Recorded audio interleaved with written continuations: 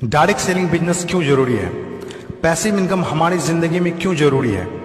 इस दुनिया में दो तरह की कमाई होते हैं, पहला एक्टिव अर्निंग और दूसरा पैसिव अर्निंग। एक्टिव अर्निंग किसे कहते हैं? वैसी कमाई जिसमें काम करें पैसा आए और जब काम करना बंद कर दे तो पैसे आना बंद हो जाए। जैसे जॉब पर जा रहे हैं पैसा आ रहा है, जॉब पर जाना बंद पैसे आना बंद। एक दुकानदार दुकान खोल रहा है पैसा आ रहा है, दुकान खोलना बंद पैसे आना बंद। एक किसान खेती कर रहा है पैसा आ रहा है, खेती करना बंद पैसा बंद। एक मजदूर मजदूरी कर रहा है पैसा आ रहा है, मजदूरी करना बंद पैसा बंद। It's called active earning. और दूसरा पैसिव अर्निंग। पैसिव अर्निंग किसे कहते हैं? एक ऐसी कमाई जिसमें एक तय सीमा तक काम करे और उसके बाद काम ना भी करे तो भी अर्निंग होती रहे। It's called passive earning. Passive earning क्यों जरूरी है? क्योंकि आज हमारा शरीर काम कर रहा है, कल वह काम नहीं करेगा। आज कुछ ऐसा करना है जो हमारी मौजूदगी ना भी हो तो भी हमें रेगुलर इनकम आती रहे, और वो ज्यादा जरूरी है। पैसिव अर्निंग जिससे एक मिडिल क्लास और पुअर फैमिली भी आसानी से अपनी अर्निंग बढ़ाकर एक अच्छी जिंदगी जी सकता है।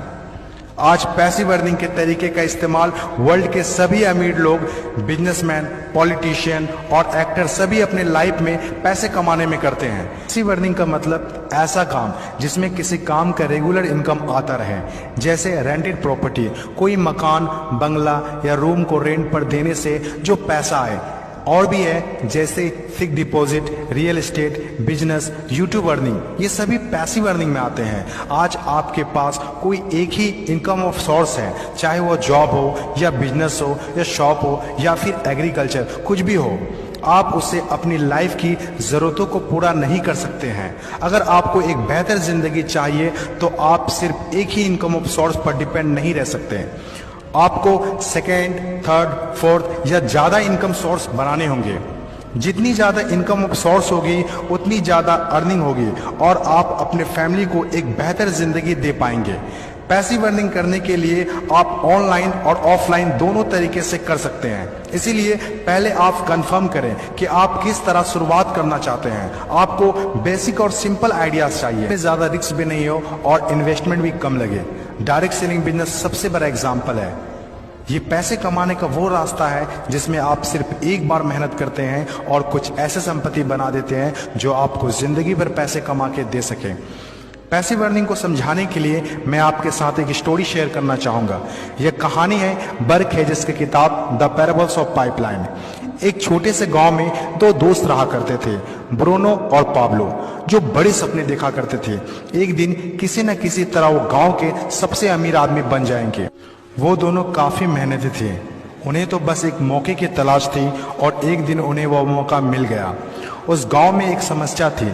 गांव वाले को पानी लाने के लिए नदी में जाना होता था और आधा दिन पानी लाने में ही गुजर जाता था।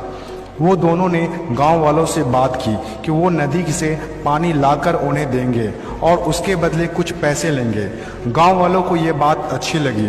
अगले दिन दोनों ने एक एक बाल्टी पकड़ी और नदी की तरफ चल दिए कि हर बाल्टी के लिए 10 रुपए दिए। ब्रूनो बहुत खुश हुआ, लेकिन पाब्लो को इतनी ज्यादा खुशी नहीं थी।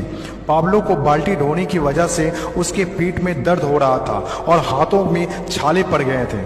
अगली सुबह फिर से उन्हें ढोने की बात सोचकर ही दहशत हो रही थी। पाब्लो ने नदी से गांव तक पानी लाने का एक अच्छा आइडिया सोचा। जब अगली सुबह दोनों अपनी अपनी बाल्टी उठाकर जाने लगे तो पाब्लो ने कहा, ब्रूनो मेरे पास एक आइडिया है। चंद सिक्कों के बदले मैं दिन भर बाल्टी ढोने की वजह क्यों ना हम नदी से गांव तक पाइपलाइन बना दें।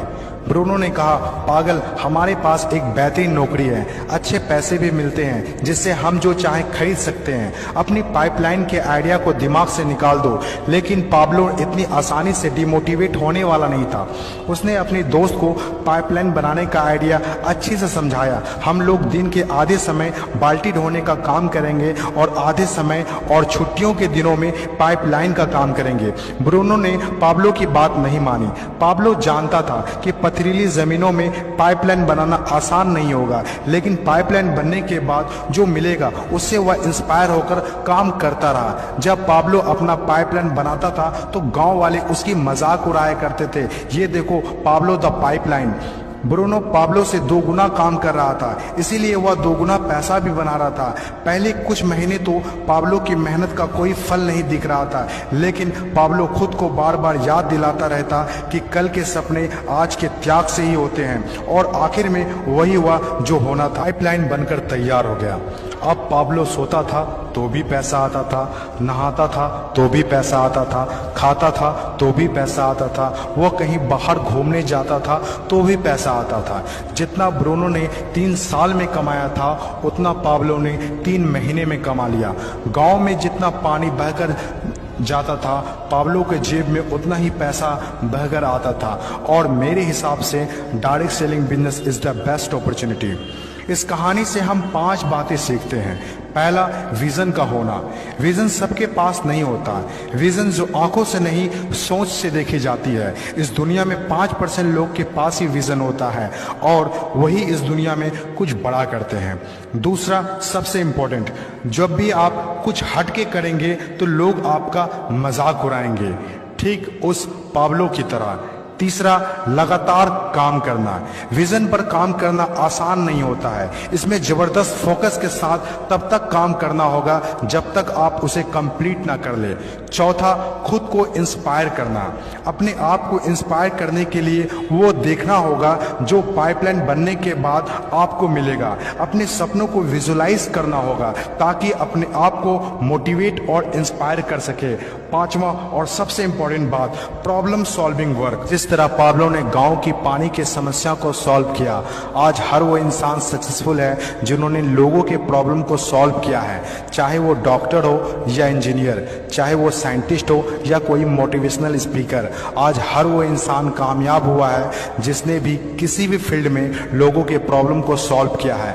और डायरेक्ट सेलिंग बिजनेस भी ऐसा ही है।